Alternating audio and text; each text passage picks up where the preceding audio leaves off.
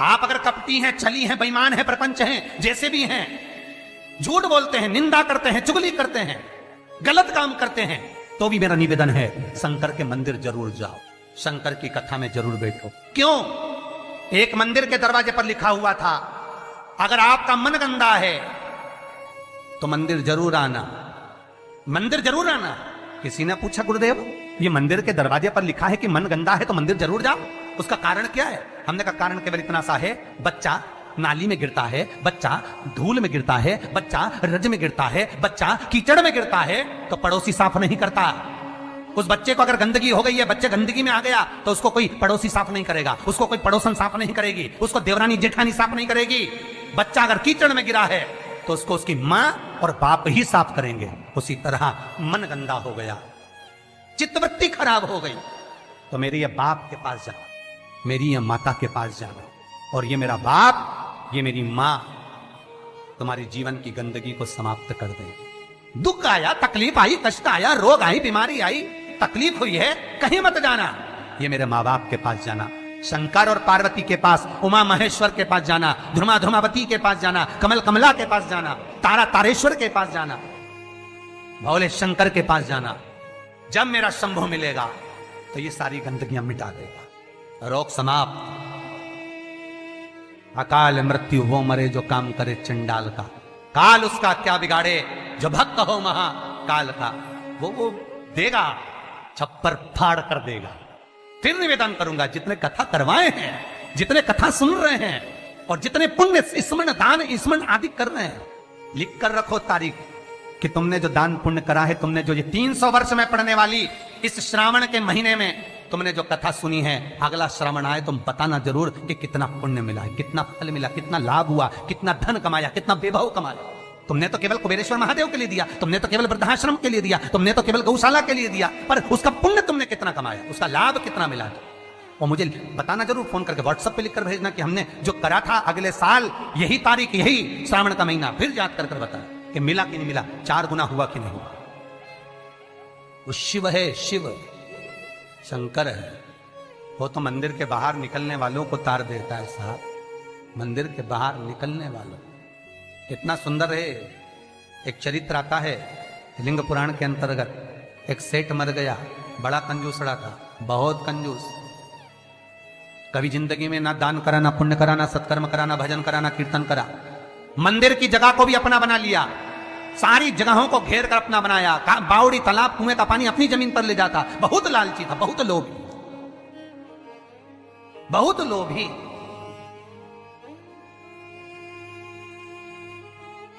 बस उसने अपनी पत्नी से एक बात कही थी कि मैं मरूं तो इतना सा करना,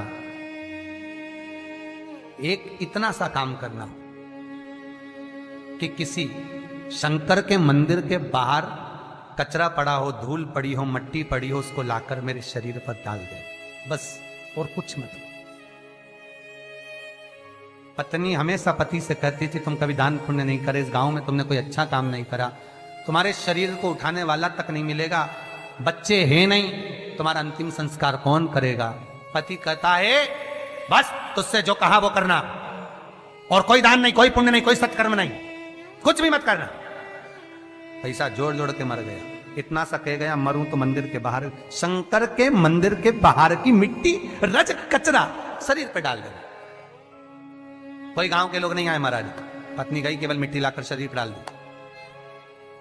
लिंग पुराण कहती है भगवान शंकर के गण स्वयं नीचे आए, गांव के लोगों का रूप रख लिया, उसका अर्ची तैयार करी, शिवधाम अर्थात शमशान लेकर गए। तो पत्नी पूछती है तुम कौन हो? गांव के लोग तो आए नहीं, तुम हो कौन? शिव के गण कहते हैं भगवान ये तुम्हारा सेठ है ना, गांव में दान नहीं करता था, बाहर दान करता था, हम बाहर से आए। अच्छा, मेरे पति को शमशान तक ले चलो। ले गए। कहते हैं शंकर के दरवाजे की मात्र रज, मात्र कचरा, मात्र भूमि की मिट्टी शरीर पर पड़ी थी। शंकर शमशान के दरवाजे पर खड़े होकर उसका वेलकम कर रहे थे, स्वागत। कि पूरी जिंदगी भले तूने नरक बाड़े में निकाली, पूरी जिंदगी भले लूटने में निकाल दी, पर अंतिम समय सुधार लिया।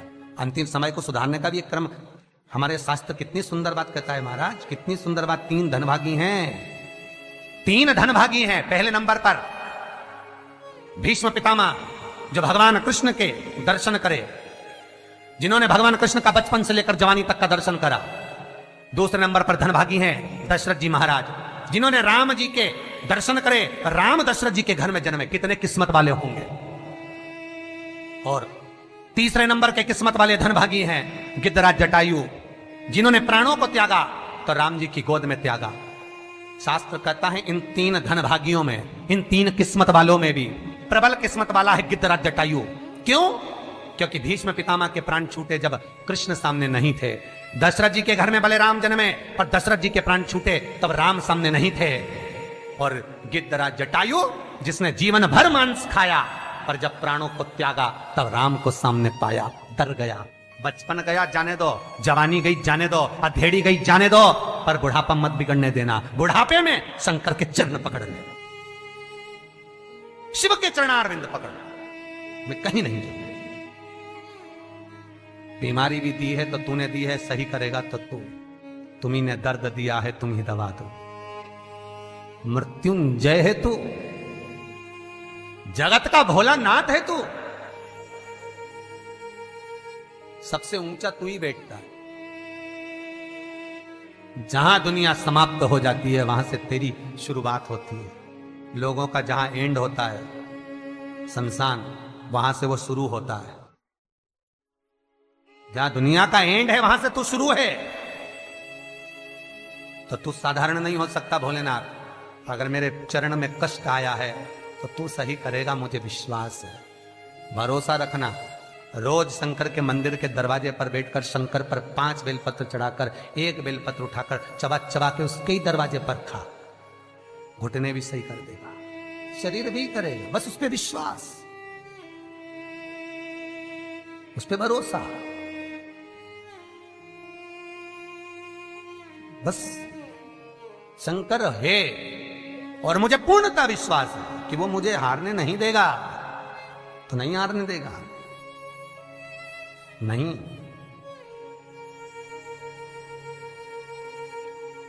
वो जीतने का लक्ष्य तत्व शिव ही दे सकता है, दूसरा नहीं। शंकर के सिवा कोई नहीं हो सकता महाराज।